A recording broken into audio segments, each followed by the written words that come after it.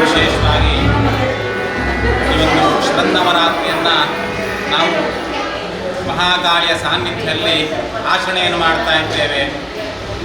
ಶರನ್ನವರಾತ್ರಿ ಅಂದರೆ ಹೆಸರಿನಲ್ಲೇ ಇದೆ, ನವರಾತ್ರಿ 9 ದಿವಸಗಳ ಆಚರಣೆ. ಹಾಗೆ 10ನೆಯ ದಿವಸ ವಿಜಯದಶಮಿ ಅನ್ನುವಂಥದ್ದು, ಅಂದರೆ ತಾಯಿಯ ಸುಪ್ರಸನ್ನತೆ ಅಂತ ಹೇಳ್ತೇವೆ. ಹಾಗಾದರೆ ಏನು ಈ 9 ದಿವಸಗಳು ಸಹಿತವಾಗಿ ನಮಗೆ ಇರ್ತಕ್ಕಂಥ ಅಶುಭಗಳನ್ನು ನಿವಾರಣೆ ಮಾಡ್ತಾಳೆ ಅಂತ, ಹೇಗೆ ಒಂದೊಂದು ದಿವಸವೂ ಸಹಿತವಾಗಿ ಒಂದೊಂದು ಅವತಾರವನ್ನು, ಅದೇ ರೀತಿಯಾಗಿ ಏನು ಯೋಗನಿದ್ರಾ ದೇವಜಾತ ಮಹಿಷಾಸುರಮರ್ದಿನಿ ಶೈಲಜಾ ಧೂಮ್ರಃ ಚಂಡಮುಂಡ ರಕ್ತಬೀಜ ಕುಸುಂಬಾ ಕುಂಬೇತಿ ನವದುರ್ಗ ಪ್ರಕೀರ್ತತ ಅಂತ ಹೇಳ್ತೇವೆ. ಏನು ಒಂದೊಂದು ಕಡೆಗಳಲ್ಲಿ ಒಂದೊಂದು ಆಚರಣೆ ಉಂಟು. ಈಗ ಶೈಲಪುತ್ರಿ ಅನ್ನುವಂಥದ್ದು ಮಹಾಮಾಯ ಆಚರಣೆ ಅಂತ ಹೇಳ್ತೇವೆ. ಅಂದರೆ ಈ ಒಂದು ನವರಾತ್ರಿಯಲ್ಲಿ ಎಲ್ಲ ಕಡೆಗಳು ಸಹಿತವಾಗಿ ಆ ನವದುರ್ಗಗಳ ಆರಾಧನೆಯನ್ನು ಮಾಡ್ತೇವೆ. ಆದರೆ ಒಂದೊಂದು ಕಡೆಯಲ್ಲಿ ಒಂದೊಂದು ಹೆಸರಿನಿಂದ ಕರೀತಾರೆ. ಅದೇ ರೀತಿಯಾಗಿ ಪುನಃ ದುರ್ಗಾಮಾಯ ಭಗವತಿ ಕುಮಾರಿ ಮುಂಬಿಕಾಂತದ ಮನೋಮರ್ಧಿನಿ ಶೈವ ಚಂಡಿಕಾಚ ಸರಸ್ವತಿ. ಹಾಗಾದರೆ ಎಲ್ಲ ಕಡೆಗಳಲ್ಲೂ ಆರಾಧನೆಯನ್ನು ಮಾಡ್ತೇವೆ. ನಾವು ಯಾಕೆ ಈ ಆರಾಧನೆ ಮಾಡ್ತೇವೆ ಅಂತ ಹೇಳಿದ್ರೆ, ಶಂಕರಾಚಾರ್ಯರು ನಮಗೆ ಒಂದು ಶ್ರುತಿಯನ್ನು ಹೇಳಿದ್ದಾರೆ. ಸುಖಸ್ಯ ದುಃಖಸ್ಯ ನಭೋಪಿದಾತಃ ಪರೋ ದದಾತಿ ನಕುಬುದ್ಧಿರೇಶಃ ಅಹಂ ಕರೋಮಿ ಇತಿ ಋತಾಭಿಮಾನಃ ಸ್ವಕರ್ಮಸ್ಯ ಸೂತ್ರ ಕೃತಿತೋ ಹಿ ಲೋಕಃ ಅಂತ ಹೇಳಿದ್ದಾರೆ. ಅಂದರೆ ಸುಖದಲ್ಲಿ ದುಃಖದಲ್ಲಿ ನಮಗೆ ಯಾರೂ ಸಹಿತ ಪಾಲುದಾರರಿಲ್ಲ ಅನ್ನುವಂಥದ್ದು. ಅಂದರೆ ನಮಗೆ ಸುಖ ದುಃಖಗಳು ನಿಶ್ಚಿತವಾದಂಥದ್ದು. ಹಾಗೆ ಪರ್ವತದಾತಿ ಕೂದ್ದುರೇಶಃ, ಬೇರೆಯವರು ಯಾರೂ ಸಹಿತವಾಗಿ ನಮಗೆ ಒಳ್ಳೆಯ ಬುದ್ಧಿಯನ್ನಾಗಲಿ ಅಥವಾ ದುರ್ಬುದ್ಧಿಯನ್ನಾಗಲಿ ಕೊಡಲಿಕ್ಕೆ ಸಾಧ್ಯವಿಲ್ಲ. ಅದು ನಮ್ಮ ಒಳಗಿರುವಂಥದ್ದು, ಆ ಒಂದು ಕರ್ಮಕ್ಕೆ ಅನುಸಾರವಾಗಿ ವ್ಯಕ್ತವಾಗುವಂಥದ್ದು ಅಂತ.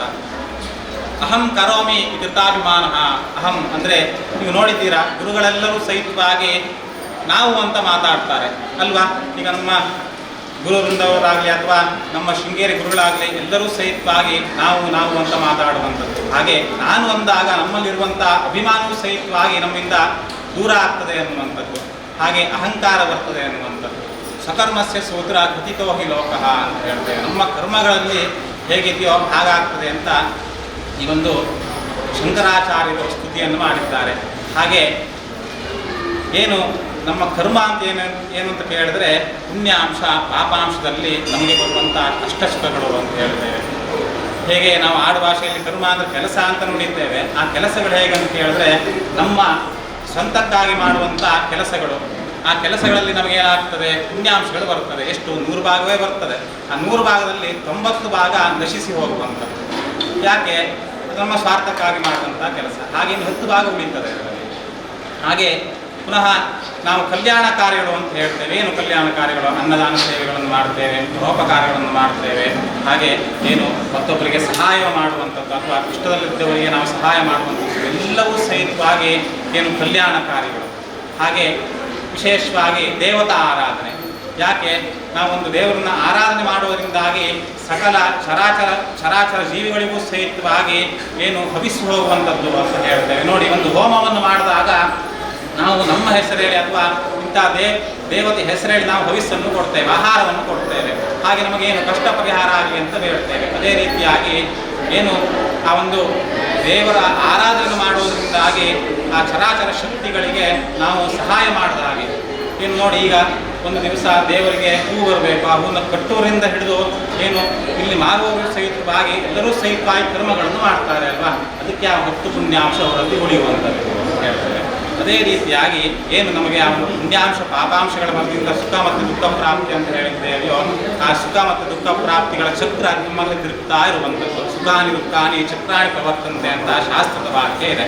ಅದೇ ರೀತಿಯಾಗಿ ಏನು ನಮಗೆ ಇವತ್ತು ದಿವಸ ಈ ಶರನ್ನವರಾತ್ರಿಯಲ್ಲಿ ತಾಯಿಯ ಆರಾಧನೆಯನ್ನು ಮಾಡ್ತಾ ಇದ್ದೇವೆ. ಎಲ್ಲ ಕಡೆಗಳಲ್ಲೂ ಸಹಿತವಾಗಿ ಮಾಡ್ತಾ ಇದ್ದಾರೆ. ವಿಶೇಷವಾಗಿ ನಾವು ಮಹಾಕಾಳಿ ಸಾನ್ನಿಧ್ಯದಲ್ಲೂ ಮಾಡ್ತಾ ಇದ್ದೇವೆ. ಹಾಗೆ ಏನು ಆ ಒಂದು ತಾಯಿ ನಮ್ಮನ್ನು ರಕ್ಷಣೆ ಮಾಡುವಂಥ ಕಾರ್ಯವನ್ನು ಇವನು 9 ದಿವಸಗಳು ಸಹಿತವಾಗಿ ಮಾಡ್ತಾಳೆ, ಒಂದೊಂದು ದೇವಿಯ ಅವತಾರದಲ್ಲಿ. ಹಾಗೆ 10ನೇ ದಿವಸ ಸುಪ್ರಸನ್ನಳಾಗಿ ವರವನ್ನು ನೀಡುತ್ತಾಳೆ. ಹೇಗೆ?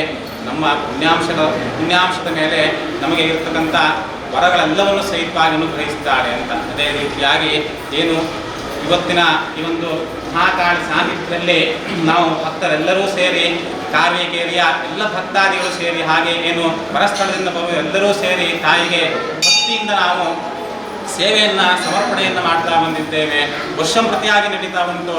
ಅದೇ ರೀತಿಯಾಗಿ ಏನು ಈ ವರ್ಷವೂ ಸಹಿತವಾಗಿ ವಿಶೇಷವಾಗಿ ತಾಯಿಯ ಆರಾಧನೆಯನ್ನು ನಾವೇನು ಮಾಡ್ತಾ ಇದ್ದೇವೆಯೋ ಆ ಒಂದು ಕಾರ್ಯಕ್ಕೆ ಇನ್ನೂ ಹೆಚ್ಚಿನದಾಗಿ ಹೊರಗಡೆ ಎಲ್ಲರೂ ಸಹಿತವಾಗಿ ತಾಯಿ ಅನುಗ್ರಹಕ್ಕಾಗಿ ಸಾನ್ನಿಧ್ಯಕ್ಕೆ ಬಂದು ಪುಣ್ಯಾಂಶ ವೃದ್ಧಿ ಮಾಡಿಕೊಂಡು ಅವರ ಮನಸ್ಸಂಕಲ್ಪವನ್ನು ನೆರವೇರಿಸುವಂಥ ಸೌಭಾಗ್ಯವನ್ನು ಆ ಭಗವತಿ ಎಲ್ಲರಿಗೂ ಸಹಿತವಾಗಿ ಭಕ್ತರೆಲ್ಲರಿಗೂ ಸಹಿತವಾಗಿ ಅನುಗ್ರಹಿಸಬೇಕಂತ ಈ ಮುಖಾಂತರವಾಗಿ ತಮ್ಮೆಲ್ಲರಿಗೂ ಸಹಿತವಾಗಿ ತಿಳಿಸ್ತಾ ಇದ್ದೇನೆ.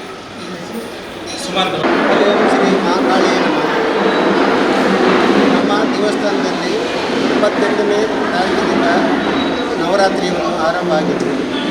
ಪ್ರತಿದಿನ ಬೆಳಗ್ಗೆ 6:30ಕ್ಕೆ ಪಂಚಾಮೃತ ಅಭಿಷೇಕ, ಬೆಳಗಿನ 9 ಗಂಟೆಗೆ ಪೂಜೆ, ಮಧ್ಯಾಹ್ನ 12ವರೆಗೆ ಪೂಜೆ, ರಾತ್ರಿ ಅಷ್ಟವಾದನ ಪೂಜೆ.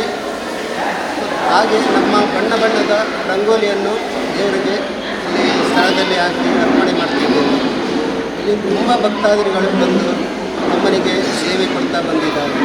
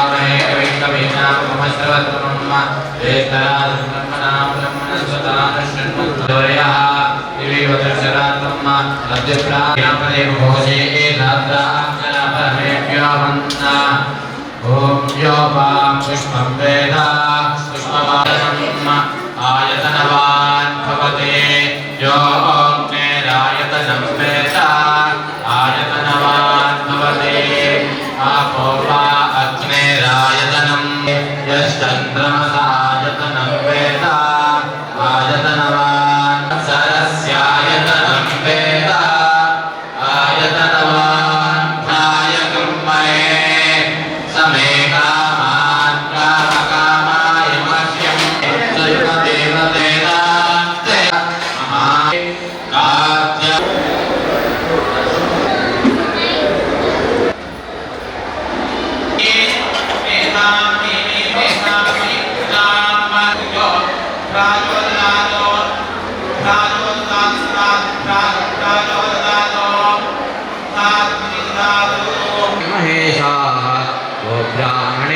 शुभमस्तु नित्यं लोकाः समस्ता सुखिनो भवन्तु लोकाः समस्ता सुखिनो भवन्तु। ओम स्वस्ति ओम देवदेवोत्तमे देवता सार्वभौमे अखिलाण्ड ब्रह्म विष्णोराज्ञया प्रवर्तमानस्य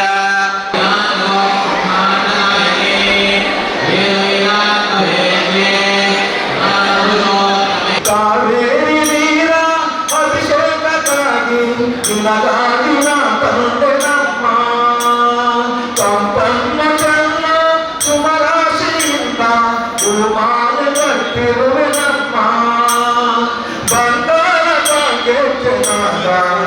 ನಮ್ಮ ಮನೆಯೆಲ್ಲವ ತುಂಬುವಂತೆ ಬಂಗಾರದ ಗೆಜ್ಜೆನಾದ ನಮ್ಮ ಮನೆಯೆಲ್ಲವ ತುಂಬುವಂತೆ ಬರೆಯುತ್ತ ಕುಣಿಯುತ್ತ ಒಲಿಯುವ ನಮ್ಮ ಮನೆಗೆ ಬಾ